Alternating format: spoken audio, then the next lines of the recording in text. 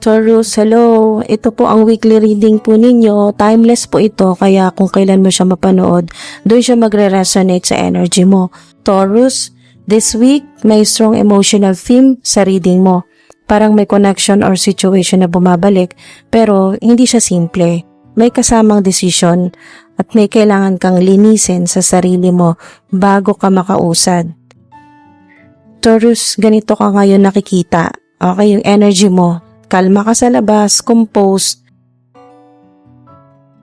Pero sa loob, may mga emotions na bumabalik lalo na about sa past.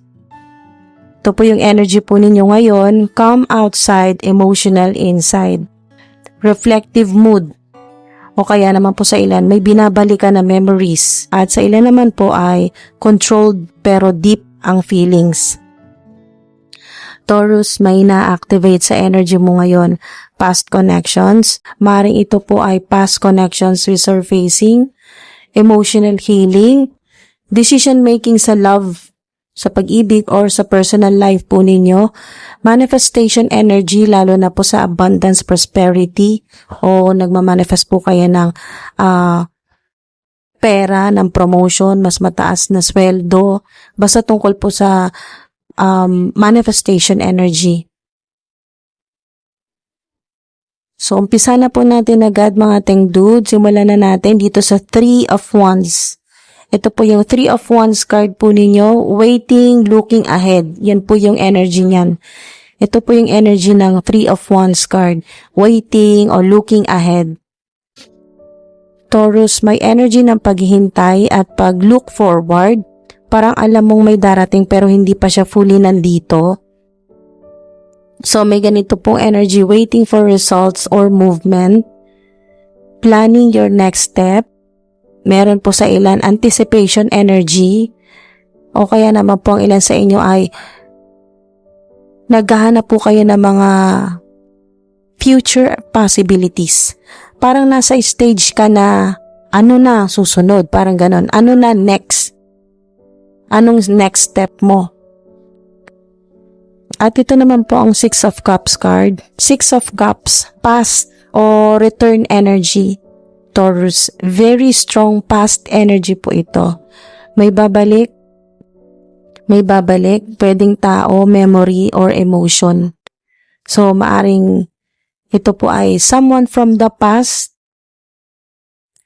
resurfacing, nostalgic feelings. Yan po, maaring makarelate po kayo sa ganyan. Nostalgic feelings o familiar connection o emotional comfort zone. Pero, ang tanong po dito, babalikan mo ba o hindi na? Queen of Swords card. Ito po, Queen of Swords card ay clarity o katotohanan, truth. Taurus, kailangan mong gamitin ang logic mo dito. Hindi pwedeng puro emotions lang. So, ang insights po sa inyo dito ay clear decision making. Mag-set ka ng boundaries, okay? So, setting boundaries, seeing the truth. Yan po, makikita niya talaga yung totoo, magkakaroon ka ng clarity, makikita mo katotohanan or malalaman mo, may matutuklasan ka. Cutting through illusions.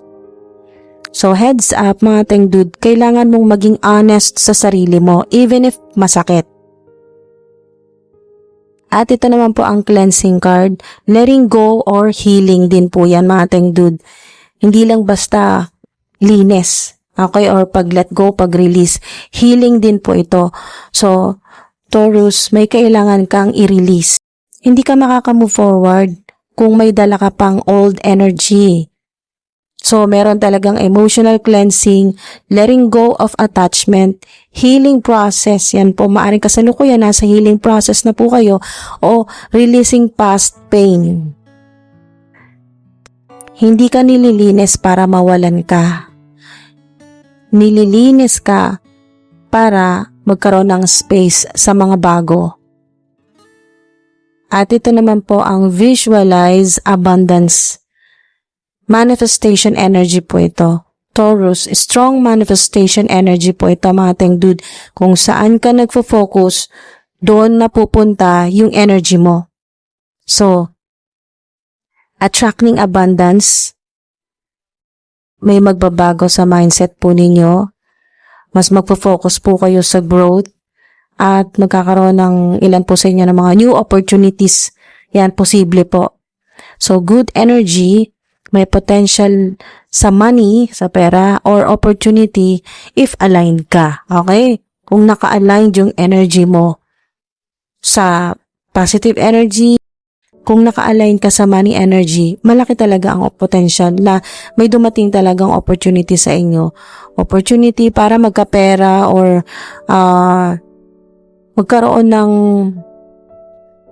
mas magandang pagkakakitaan. So, yun po, kung align ka sa energy ng money or sa frequency ng money. So, dito na tayo sa tragedy o forbidden love. Complicated energy po ito mga tengdud. Taurus, ito yung pinaka-sensitive part. May connection na hindi simple. Pwedeng complicated, hindi pwede, or may emotional weight. So, itong forbidden, komplikado talaga to na connection. Merong emotional attachment kahit mahirap. Karmic situation. Love na may lesson. Yun po. So, red flag po dito, hindi lahat ng nararamdaman ay dapat sundin. Taurus, ganito ang flow ng overall po na reading po ninyo. Naghihintay ka ng movement. May babalik from the past. Kailangan mong mag-decide gamit ang clarity.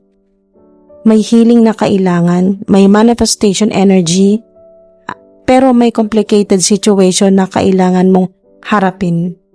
Red flags, pagbabalik sa toxic patterns. Yan po, maaaring bumalik po kayo sa toxic patterns.